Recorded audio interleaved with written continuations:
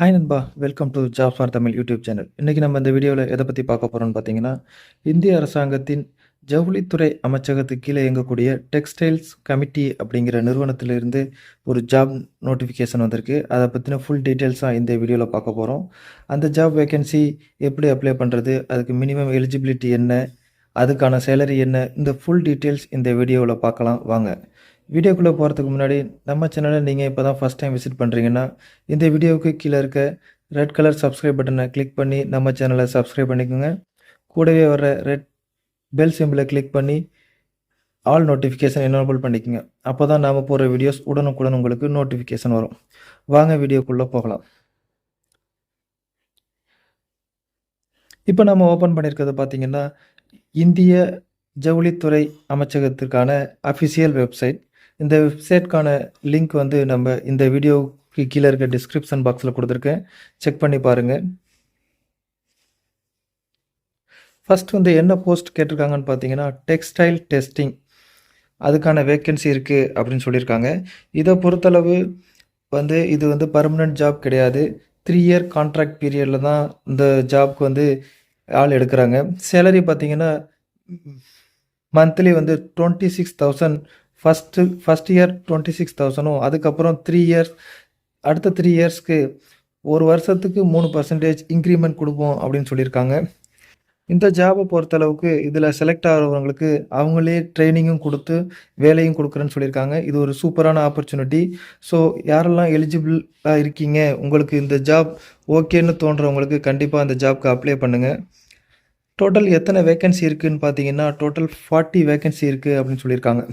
எங்கெல்லாம்னு பார்த்தீங்கன்னா, பெங்களூர்ல 4 வேக்கன்சியும், சென்னையில 3 வேக்கன்சி, டெல்லியில 3, குண்டூர்ல 1, ஹைதராபாத்ல 4 வேக்கன்சியும், ஜெய்ப்பூர்ல 2 வேக்கன்சியும், கான்பூர்ல 1, கண்ணூர்ல 1, கரூர்ல 1, மும்பைல 10, திருப்பூர்ல 3, கோயம்புத்தூர்ல 5, லுதியானாவுல 1 அண்ட் கொல்கத்தாவுல 1ன்னு மொத்தம் 40 வேக்கன்சி இருக்கு அப்படின்னு சொல்லியிருக்காங்க. இந்த ஜாப்க்கு ஏஜ் லிமிட் பொறுத்தவரைக்கும் மினிமம் 21ல இருந்து மேக்ஸிமம் 35 ஏஜ் இருக்கிறவங்க இந்த ஜாப்க்கு அப்ளை பண்ணலாம். இந்த ஜாப்க்கு எஜுகேஷன் குவாலிஃபிகேஷன் பார்த்தீங்கன்னா, பிஎஸ்சி பிசிக்ஸ் ஆர் கெமிஸ்ட்ரி முடிச்சவங்களும் அல்லது பிடெக் இன் டெக்ஸ்டைல் டெக்னாலஜி முடிச்சவங்களும் இந்த ஜாப்க்கு அப்ளை பண்ணலாம்.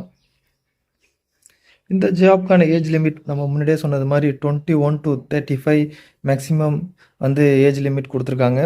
அத பொறுத்தளவுக்கு இந்த ஏஜ் லிமிட் 21 அண்ட் 35 வந்து எந்த டேட்ல வந்து அவங்க மென்ஷன் பண்ணியிருக்காங்கன்னா, 31 மார்ச் 2021 அன்னைக்கு உங்களுக்கு மினிமம் ஏஜ் 21லேருந்து மேக்ஸிமம் ஏஜ் 35 வரைக்கும் இருக்கலாம் அப்படின்னு சொல்லியிருக்காங்க. இந்த ஜாப பொறுத்தளவுக்கு உங்களுக்கு எந்த ஒரு அலோவன்ஸும் கிடையாது. மந்த்லி சேலரி ஃபிக்ஸ்டு சேலரி 26,000 வந்து வாரத்துக்கு நீங்க 6 நாள் வேலை பார்க்குறது மாரி இருக்கும். 1 டே லீவு. அடுத்து இதுக்கான செலக்ஷன் ப்ராசஸ் எப்படின்னு பார்க்கலாம். இதுக்கான செலக்ஷன் ப்ராசஸ் எப்படின்னு பார்த்தீங்கன்னா, இன்டர்வியூ அண்ட் ரிட்டன் டெஸ்ட் மூலியமா தான் இந்த ஜாப்க்கு வந்து அவங்க செலக்ட் பண்றதா சொல்லியிருக்காங்க. இதுக்கான அப்ளிகேஷன் ஃபார்மும் இந்த வெப்சைட்லயே குடுத்துருக்காங்க. அடுத்து என்ன சொல்லியிருக்காங்கன்னா, இது வந்து முழுக்க முழுக்க டெம்பரரி பேசிஸ்ல தான் எடுக்குறாங்க. அதுவும் ஷார்ட் டைமு பீரியட் ஆஃப் 3 இயர்ஸ்க்கு மட்டும் தான் இந்த ஜாப்க்கு வந்து ஆள் எடுக்குறேன்னு சொல்லியிருக்காங்க. அடுத்து வந்து ஒரு கேண்டிடேட் வந்து ஒரு ரீஜியனுக்கு மட்டும் தான் அப்ளை பண்ணணும் அப்படின்னு சொல்லியிருக்காங்க. அதாவது அவங்க நெறைய ஜாப் வேக்கன்சி குடுத்துருக்காங்கல்ல, அதாவது 40 job vacancy in different places குடுத்துருக்காங்கல்ல, அதில வந்து நீங்க ஒரு இடத்துக்கு மட்டும் தான் ஒருத்தர் வந்து ஒரு இடத்துக்கு மட்டும் தான் அப்ளை பண்ணலாம் அப்படின்னு சொல்லியிருக்காங்க. அதேபோல அடுத்து வந்து இந்த ஜாப் அப்ளிகேஷன் ஃபார்ம் வந்து இந்த வெப்சைட்லயே குடுத்துருக்காங்க. அத எப்படி ஃபில் பண்றதுன்னு நம்ம பின்னாடி பார்க்கலாம். அந்த அப்ளிகேஷன் ஃபார்ம ஃபுல்லா ஃபில் பண்ணி, உங்க சைன் பண்ணி, உங்களோட செல்ஃப் அட்டஸ்டட் சர்டிஃபிகேட்ஸ் அதாவது உங்க காலேஜ், ஸ்கூல் மார்க் ஷீட் இதெல்லாம் வந்து செல்ஃப் அட்டஸ்டடோட அந்த அப்ளிகேஷன் ஃபார்மோட சேர்த்து நீங்க வந்து கீழ குடுத்துருக்க போஸ்டல் அட்ரஸ்க்கு வந்து நீங்க போஸ்ட் பண்றது மாரி இருக்கும். அதாவது இந்த ஜாப்க்கான கடைசி டேட் எப்பன்னு பார்த்தீங்கன்னா, மே 31 2022 அதாவது மே 31க்குள்ள உங்களோட அப்ளிகேஷன் ஃபார்ம் வந்து நீங்க வந்து அவங்களுக்கு அனுப்பிறணும்.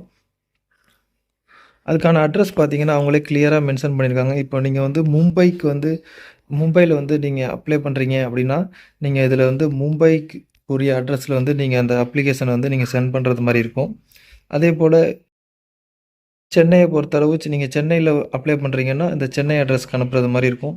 அதாவது நீங்க எந்த லொகேஷன்ல ஜாப்க்கு நீங்க அப்ளை பண்றீங்களோ, அந்த லொக்கேஷனுக்கு வந்து நீங்கள் அப்ளிகேஷன் வந்து சென்ட் பண்ணுறது மாதிரி இருக்கும். ஸோ எல்லா கரூரை பொறுத்தளவுக்கு இந்த அட்ரஸ் அவங்க கொடுத்துருக்காங்க. அந்த கரூர் அட்ரஸ்க்கு நீங்கள் வந்து உங்களோட அப்ளிகேஷன் ஃபார்மை ஃபில் பண்ணி அனுப்புறது மாதிரி இருக்கும். அடுத்து வந்து டோட்டல் வேக்கன்சி வந்து 40 வேக்கன்சி இருக்குது அப்படின்னு சொல்லியிருக்காங்க. அடுத்து இந்த அப்ளிகேஷன் ஃபார்ம் எப்படி டவுன்லோட் பண்ணுறது, ஃபில் பண்ணுறதுன்னு பார்க்கலாம். கீழே லாஸ்ட்டாக அந்த வெப்சைட்டு கீழே வந்தீங்கன்னா அப்ளிகேஷன் ஃபார்ம் டவுன்லோட் ஹியர்னு கொடுத்துருக்காங்கல்ல, அந்த இடத்த கிளிக் பண்ணிங்கன்னா இந்த ஜாப்க்கான அப்ளிகேஷன் ஃபார்ம் டவுன்லோட் ஆகும். அதை எப்படி ஃபில் பண்ணுறதுன்னு பார்க்கலாம் வாங்க. இதுதான் அந்த ஜாப் அப்ளிகேஷன் ஃபார்ம். இதில் வந்து ஃபஸ்ட்டு வந்து உங்களோட ரீசன்ட் பாஸ்போர்ட் சைஸ் ஃபோட்டோவை இதில் வந்து பேஸ்ட் பண்ணிக்கோங்க. அடுத்து வந்து போஸ்ட் அப்ளைட் ஃபார் அப்படிங்கிற காலத்தில் வந்து நீங்கள் என்ன போஸ்ட்டுக்கு அப்ளை பண்ணுறீங்க அப்படிங்கிறத எழுதிக்கோங்க. அதாவது டெக்ஸ்டைல் டெஸ்டர் அப்படிங்கிற போஸ்ட்டை எழுதிக்கோங்க. அடுத்து உங்களோட நேம் வந்து பிளாக் லெட்டரில் எழுதணும். அதாவது கேபிட்டல் லெட்டரில் ஃபுல்லாக கேபிட்டல் லெட்டரில் எழுதணும். அடுத்து உங்களோட ஃபாதர்ஸ் நேம். அடுத்து வந்து present postal address for communication. உங்களோட ப்ரெசன்ட் அட்ரஸை கிளியராக பிளாக் லெட்டரில் அதுவும் கேபிட்டல் லெட்டரில் எழுதணும் அப்படின்னு சொல்லியிருக்காங்க. அடுத்து வந்து கான்டாக்ட் டீட்டெயில்ஸ், உங்களோட மொபைல் நம்பர், இமெயில் அட்ரஸ் அதை வந்து கிளியராக எழுதிக்கோங்க. அடுத்து உங்களோட பர்மனண்ட் அட்ரஸ். அடுத்து உங்களோட டேட் ஆஃப் பர்த் மட்டும் இல்லாமல் அந்த டேட் ஆஃப் பர்த்துக்கான ப்ரூஃபும் கேட்டிருக்காங்க. அதுவும் நீங்கள் அட்டாச் பண்ணுறது மாதிரி இருக்கும். அடுத்து உங்களோட ஏஜ். அடுத்து நேஷ்னாலிட்டிங்கிற இடத்துல இந்தியான்னு எழுதிக்கோங்க. அடுத்து உங்களோட ரிலீஜியன், ஹிந்துவா, முஸ்லீமா, கிறிஸ்டினா அப்படிங்கிறத மென்ஷன் பண்ணிக்கோங்க. அடுத்து உங்களுக்கு கேட்டகிரி எஸ்சி, எஸ்டி, ஓபிசி அப்படிங்கிறத மென்ஷன் பண்ணிக்கோங்க. அடுத்து வந்து நீங்கள் டிஃப்ரெண்ட்லி ஏபிள் பர்சனா அப்படின்னு கேட்டிருக்காங்க. அந்த இடத்துல நீங்கள் வந்து டிஃப்ரெண்ட்லி ஏபிள் பர்சன்னா எஸ் கொடுத்துக்கோங்க, இல்லைனா நோ கொடுத்துக்கோங்க. அடுத்து உங்களுக்கு எந்த இடத்துல போஸ்ட் வேணும் அப்படின்னு நீங்கள் ஆசைப்படுறீங்க அப்படிங்கிறத கேட்டிருக்காங்க. அந்த இதை வந்து நீங்கள் மென்ஷன் பண்ணிக்க. இப்போ ஃபார் எக்ஸாம்பிள் நீங்கள் சென்னையில் போஸ்ட் வேணும்னு நினைக்கிறீங்கன்னா சென்னைன்னு மென்ஷன் பண்ணிக்கோங்க. அடுத்து இந்த காலத்தில் உங்களோட எஜுகேஷன் குவாலிஃபிகேஷன், அதாவது செகண்டரி எஜுகேஷன்லேருந்து ஸ்டார்ட் பண்ண சொல்லி, அதாவது 10th ஸ்டார்ட் பண்ண சொல்லியிருக்காங்க. ஃபஸ்ட்டு 10th, அடுத்து 12th, அடுத்து உங்களோட டிகிரி.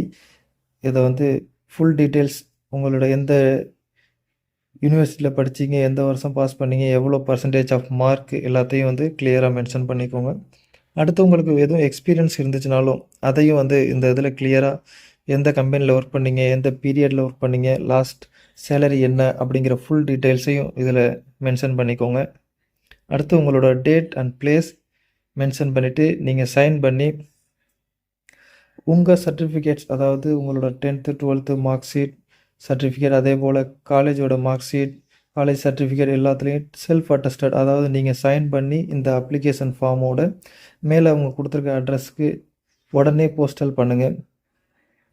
நீங்கள் எலிஜிபிள்னு அவங்களுக்கு தோணுச்சுன்னா அவங்க கண்டிப்பாக உங்களை இன்டர்வியூ அல்லது ரிட்டன் டெஸ்ட்டுக்கு கூப்பிடுவாங்க. ஓகே நண்பா, இந்த வீடியோ உங்களுக்கு பிடிச்சிருந்துச்சுன்னா லைக் பண்ணுங்கள், ஷேர் பண்ணுங்கள். நம்ம வீடியோவை உங்கள் ஃப்ரெண்ட்ஸுக்கு ஷேர் பண்ணுங்கள். மறக்காமல் நம்ம சேனலை சப்ஸ்கிரைப் பண்ணுங்கள். மீண்டும் நாளை வேறொரு வீடியோவோடு சந்திப்போம். நன்றி, வணக்கம்.